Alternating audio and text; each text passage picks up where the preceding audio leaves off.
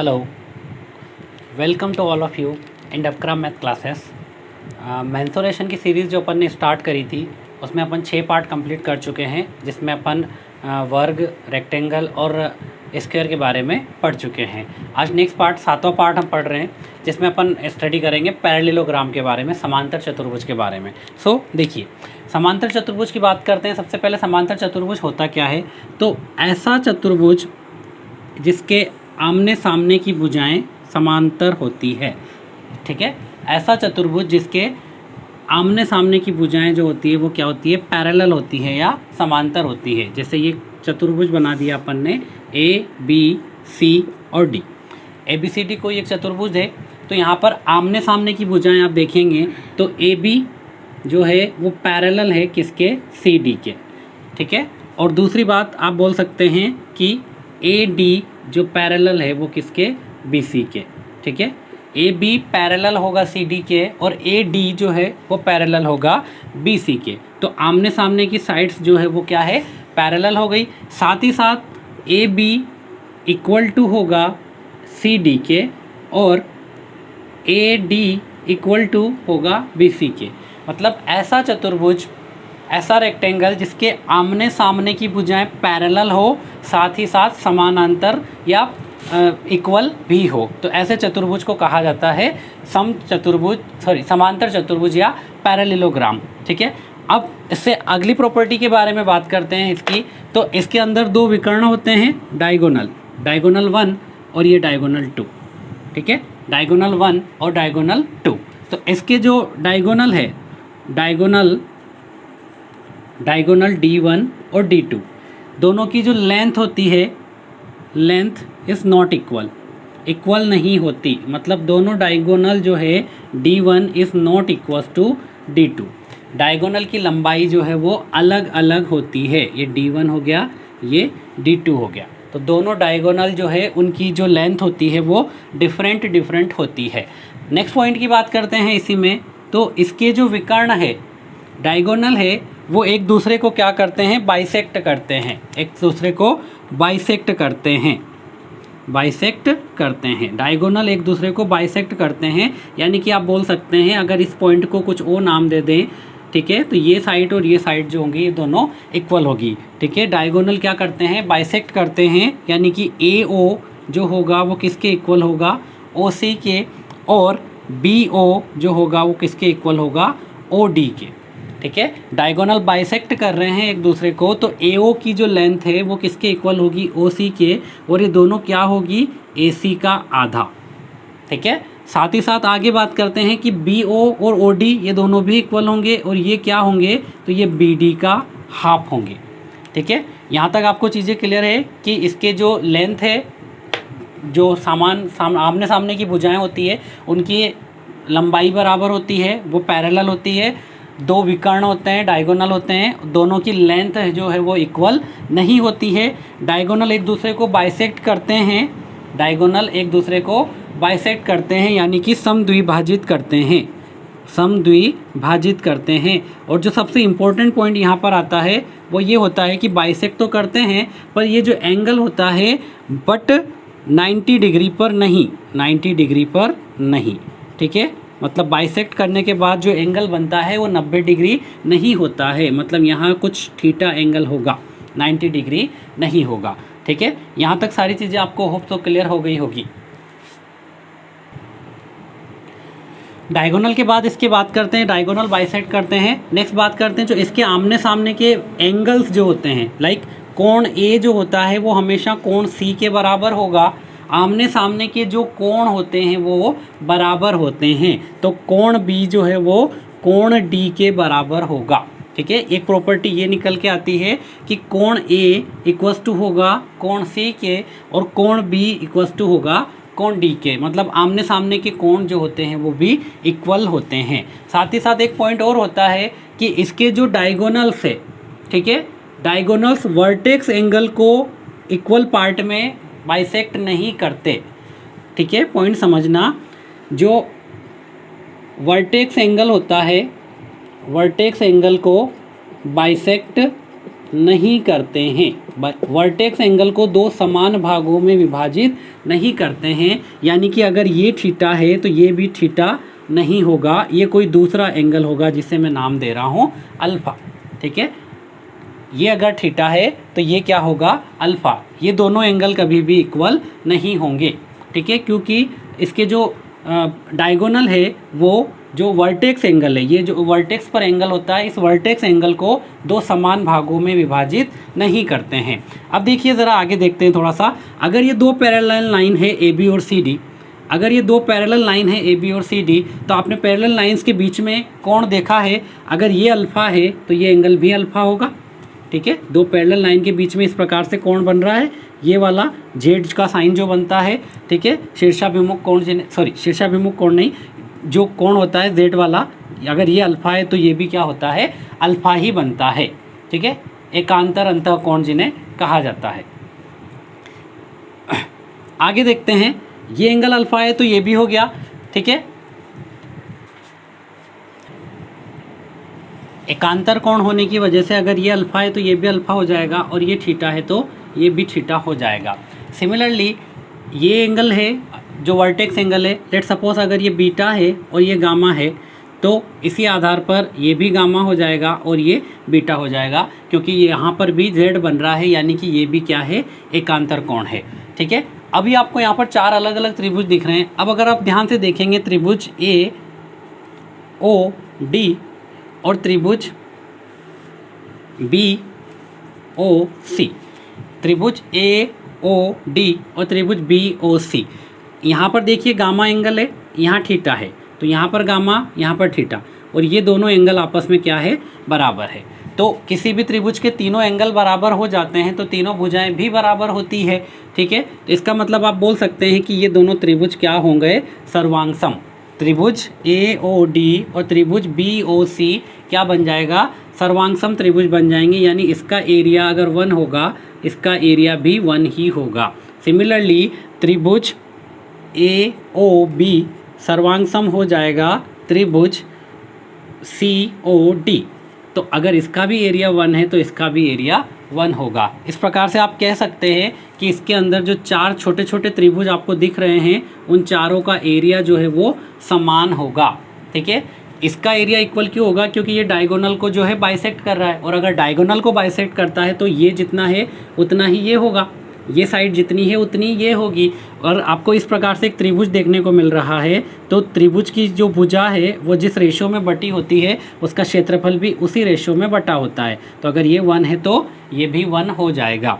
ठीक है, तो इस प्रकार से ये त्रिभुज सर्वांगसम हो जाएंगे। तो आप बोल सकते हैं कि एरिया ऑफ त्रिभुज ए ओ डी बराबर है एरिया ऑफ त्रिभुज ए ओ बी बराबर एरिया ऑफ त्रिभुज बी ओ सी बराबर एरिया ऑफ त्रिभुज सी ओ डी।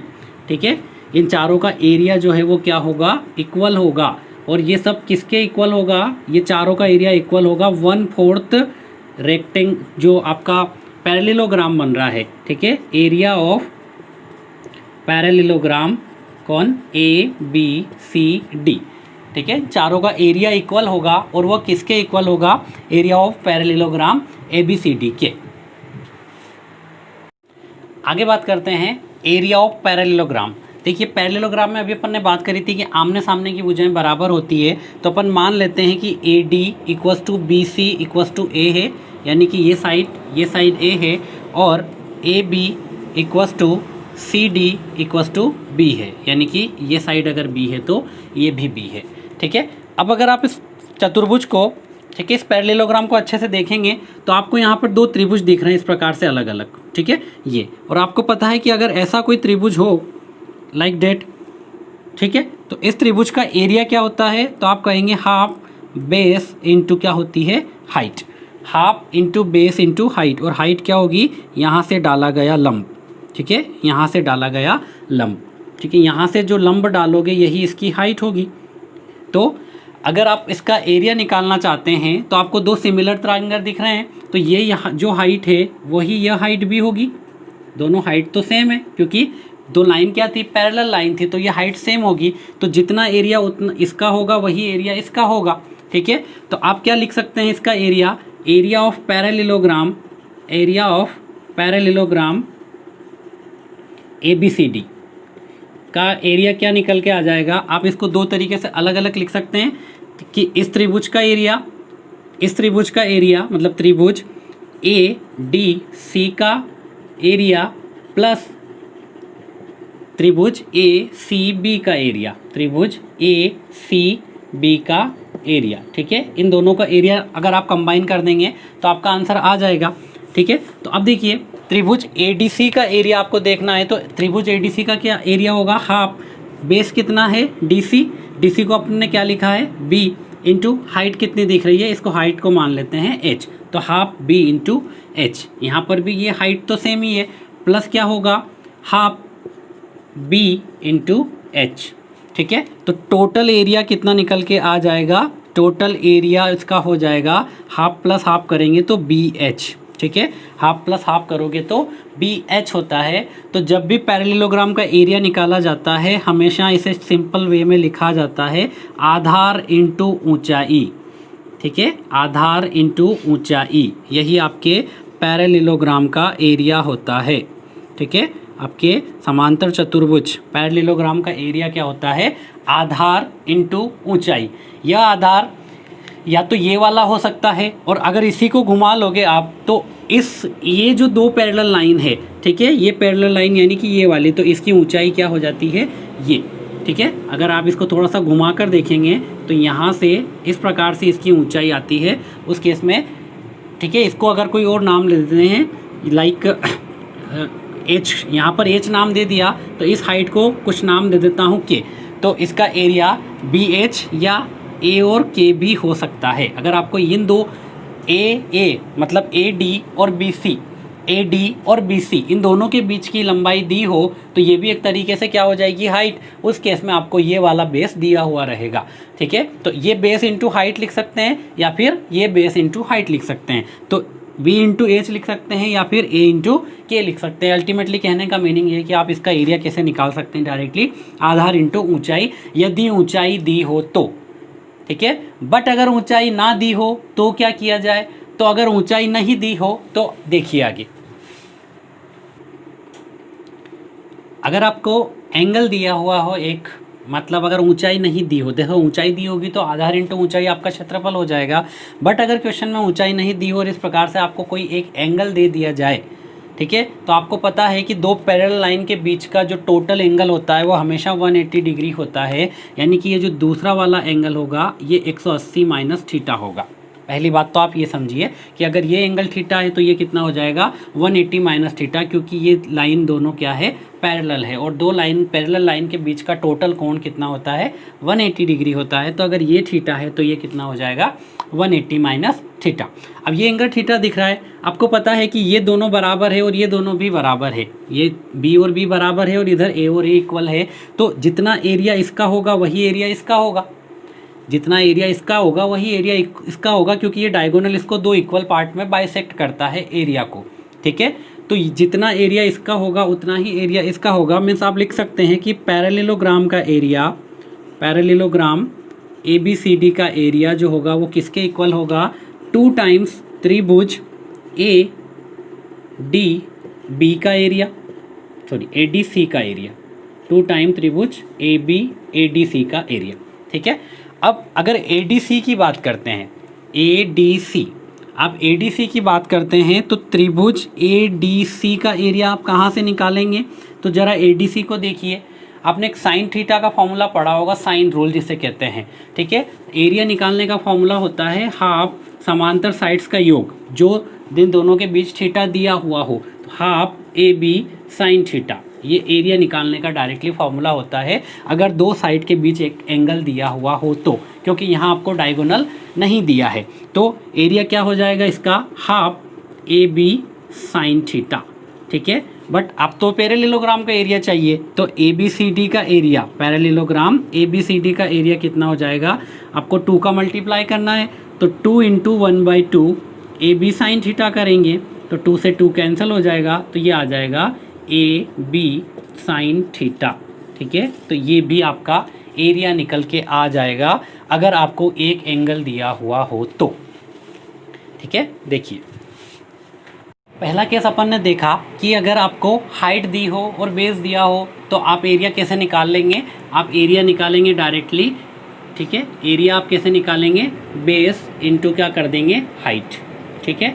अगर सेकंड बात करिए अपन ने कि अगर हाइट नहीं दी हो और आपको कोई एंगल दे दिया हो थीटा, तो आपका एरिया कैसे निकलेगा, ए बी साइन थीटा, जहाँ पर ए और बी क्या है, इसकी लेंथ है, ठीक है। ये दो तरीके अपन ने देखे। बट आपको ना थीटा दिया हो ना हाइट दी हो तो क्या करेंगे, लाइक आपको एक डायगोनल दे दे, ए दे दिया, ये बी दे दिया और यहाँ पर डी दे दिया साइड। तो ऐसे केस में आपको दिख रहा है एक ट्राइंगल आपको दिख रहा है ए बी डी, ये ट्राइंगल आपको दिख रहा है जिसकी ये साइड ए है, ये डी है और ये बी है। तो ये एक विषम बाहु त्रिभुज दिख रहा है क्योंकि तीनों की लेंथ जो है वो क्या होगी, अलग अलग होगी, ठीक है। तो तीनों साइड्स अगर अलग अलग होती है तो इस केस में इसका एरिया जो होगा क्या हो जाएगा, पैरेललोग्राम का एरिया, ठीक है। पैरेललोग्राम का एरिया जो होगा वो क्या हो जाएगा, parallelogram A B C D का एरिया कितना लिखेंगे आप, क्या हो जाएगा 2 times area of triangle, area of triangle क्या हो जाएगा A D C, 2 times area of triangle A D C. अब अगर ए डी सी की बात करते हैं तो triangle of A D C का एरिया कैसे निकालेंगे, बाय हीरोज फॉर्मूला। तो 2 टाइम्स यही है, हीरोज फॉर्मूला क्या होता है, एस इंटू एस माइनस ए, एस माइनस बी और एस माइनस डी यहाँ पर आ जाएगा, जहाँ एस क्या होता है, एस हाफ पेरीमीटर होता है जो A plus B plus D by 2 हो जाएगा, ठीक है। तो इस प्रकार से भी आप इसका एरिया निकाल सकते हैं अगर आपको एक डायगोनल दे दिया हो तो, ठीक है।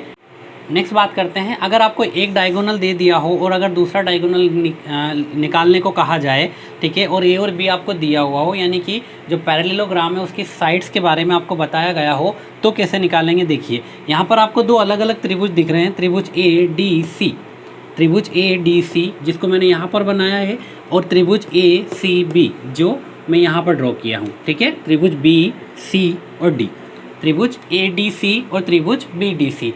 अब मैंने आपको बताया था जैसा कि अभी कि ये एंगल अगर थीटा होगा तो ये एंगल 180 डिग्री माइनस थीटा होता है, ठीक है। ये आपका D1 है और ये आपका D2 है, ठीक है। अब ज्योमेट्री के अंदर आपने कोसाइन फॉर्मूला पढ़ा होता है कि अगर थीटा दिया हुआ हो और आपको इस प्रकार से त्रिभुज की किसी साइड्स को निकालना हो तो यहाँ पर D1 जो होगा, D1 का स्क्वायर बराबर होता है A square plus B square minus 2ab cos theta, ठीक है। इसे कोसाइन रूल बोलते हैं। अगर त्रिभुज में आपको 2 साइड और एक एंगल दिया हुआ हो, किसी भी त्रिभुज में आपको 2 साइड और एक एंगल दिया हुआ हो और तीसरी साइड निकालना हो तो आप इस कोसाइन रूल का यूज़ करके निकाल सकते हैं, ठीक है। सिमिलरली D2 का स्क्वायर क्या हो जाएगा, A square plus B square minus 2ab cos 180 minus theta, ठीक है।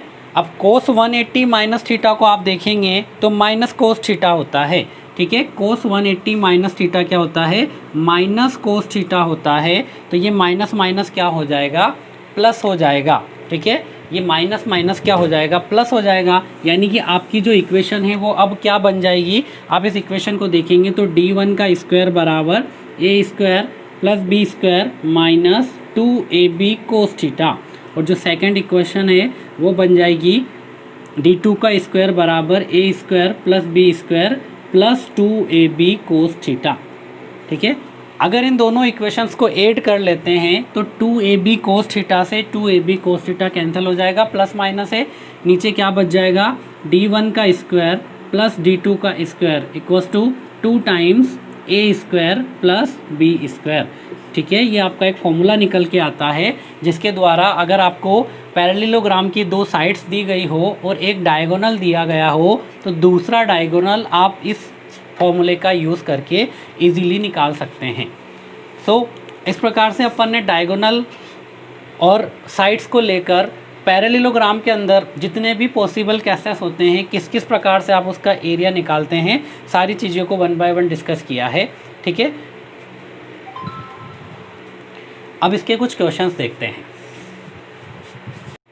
पैरेललोग्राम से रिलेटेड एक क्वेश्चन आपके सामने दिया गया है कि एक पैरेललोग्राम की आसन्न भुजाएं 36 सेंटीमीटर और 27 सेंटीमीटर है ठीक है। आसन यानी कि एडजेसेंट साइड्स होता है, आसपास की, ठीक है। तो ये एक पैरेललोग्राम है आपका, ठीक है, जिसकी आसन्न भुजाएं जो है आसपास की भुजाएं आपको दी है कितनी, एक साइड दी है आपको 36 और एक दिया है 27।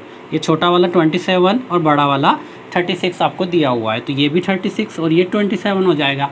आगे आपको क्या बोला है, यदि लंबी भुजाओं के बीच की दूरी 9 सेंटीमीटर है, लंबी भुजा यानी कि 36 सेंटीमीटर हो गया, इनके बीच की दूरी 9 सेंटीमीटर है, ठीक है। मतलब ये हाइट आपको दी है कितनी, 9 सेंटीमीटर। तो आपसे पूछा है कि छोटी भुजाओं के बीच की दूरी कितनी होगी, यानी कि ये हाइट आपको निकालनी है, ठीक है। जैसा कि अभी अपन ने डिस्कस किया था कि इनका एरिया इक्वल होता है, मतलब ये आधार इंटू ऊंचाई जो होगा वो किसके इक्वल होगा, ये आधार इंटू इसकी ऊंचाई की, ठीक है। यानी कि आप बोल सकते हैं कि 36 इंटू 9 ये इसका एरिया होगा, और अगर इस साइड के रेस्पेक्ट में बैठेंगे तो 27 इंटू एच मान लेता हूँ इस साइड को थोड़ी देर के लिए, ठीक है। तो आपको क्या निकालना था, एच निकालना है। तो एरिया इक्वल कर दिया आपने दोनों साइड्स के रेस्पेक्ट में। 36 इंटू 9 इक्वल्स टू क्या कर सकते हैं, 27 इंटू एच, क्योंकि ये भी एरिया होगा जो इसके रेस्पेक्ट में होगा और ये भी एरिया होगा जो इसके रेस्पेक्ट में होगा। इस हाइट को आप यहाँ रखेंगे तो आपको और क्लियर हो जाएगा, ठीक है। जो आपको दी है 9 सेंटीमीटर, तो दोनों हाइट है, तो 36 इंटू 9 करो या 27 इंटू एच करो, एक ही बात होगी। तो यहाँ से आप 9 से इसको कैंसिल करेंगे 3 बार और 3 से ये कटेगा 12 बार, यानी कि आपका h कितना निकल के आ गया, 12 सेंटीमीटर। तो आप कह सकते हैं कि छोटी भुजाओं के बीच की दूरी जो है, ये वाली दूरी, ये कितनी हो गई, 12 सेंटीमीटर। एक क्वेश्चन और आपके सामने दिया है, एक समांतर चतुर्भुज पैरेललोग्राम की दो भुजाएं दी है 60 और 40, ठीक है। आपके सामने एक समांतर चतुर्भुज दिया हुआ है जिसकी दो भुजाएं, मतलब जो एडजेसेंट साइड होती है 40 सेंटीमीटर और 60 सेंटीमीटर है। आपको बताया है कि इसका एक विकर्ण जो है वो 80 सेंटीमीटर है, दूसरा विकर्ण आपको बताना है। तो जैसा कि अभी अपन ने पीछे देखा है जस्ट कि अगर जब भी दो साइड्स और एक विकर्ण दिया हुआ हो और दूसरा विकर्ण निकालना हो तो आप क्या यूज़ कर सकते हैं, d1 का स्क्वायर प्लस d2 का square equals to 2 time a square plus b square, जहाँ a और b क्या है, इसकी भुजाएं होती है। तो यहाँ पर d1 की वैल्यू आपको 80 दी हुई है, 80 का स्क्वायर प्लस d2 आपको निकालना है जो कि ये वाला होगा d2, ठीक है, इक्वल्स टू 2 टाइम्स a यानी कि 40 का स्क्वायर और b यानी कि 60 का स्क्वायर, ठीक है। तो 80 का स्क्वायर आप देखेंगे कितना होता है, 6400 प्लस d2 का स्क्वायर इक्वल्स टू 2 टाइम्स 4 का स्क्वायर करेंगे 1600 और 6 का स्क्वायर करेंगे 3600, ठीक है। 3600 प्लस 1600 इन दोनों को ऐड करेंगे 5200 होगा, देन 2 का मल्टीप्लाई करेंगे तो 10,400 इधर आ जाएगा, 6,400 यहाँ पर है प्लस d2 का स्क्वायर। तो यहाँ से d2 का स्क्वायर 10,400 माइनस 6,400 हो जाएगा, ठीक है। तो 10,400 में से 6,400 गया तो आपका आंसर आएगा 4,000। तो d2 का स्क्वायर बराबर 4,000 आ जाएगा। तो आप देख सकते हैं कि d2 क्या होगा, अंडर रूट के अंदर 4,000, ठीक है। d2 क्या हो जाएगा, ठीक है। तो d2 कितना हो जाएगा, रूट 4,000 यानी कि d2 की वैल्यू आ जाएगी 4,000 को आप लिख सकते हैं 400 इंटू 10 तो 20 रूट 10, ठीक है। तो d2 कितना हो जाएगा 20 रूट 2। इस तरीके से आप इसके और भी क्वेश्चंस कर सकते हैं, और अपन जब सारे क्वेश्चन एक साथ करेंगे तो इसके और भी बहुत सारे क्वेश्चन साथ में करेंगे। तो अभी के लिए इतना ही रखते हैं, तब तक के लिए जुड़े रहिए डबक्राम मैथ्स क्लासेस में। और आगे की क्लासेस में अपन जो रोम्बस है, रोम्बस और ट्रेपेजियम, उनको भी 1 बाय 1 डिस्कस करेंगे, ठीक है। तो इस वीडियो को अधिक से अधिक अपने दोस्तों के साथ शेयर कीजिए, ठीक है। और अभी तक आपने चैनल को सब्सक्राइब नहीं किया है तो हमारे चैनल को सब्सक्राइब कीजिए और बेल आइकॉन को प्रेस कीजिए ताकि आपको सारे वीडियो के नोटिफिकेशन मिल जाए।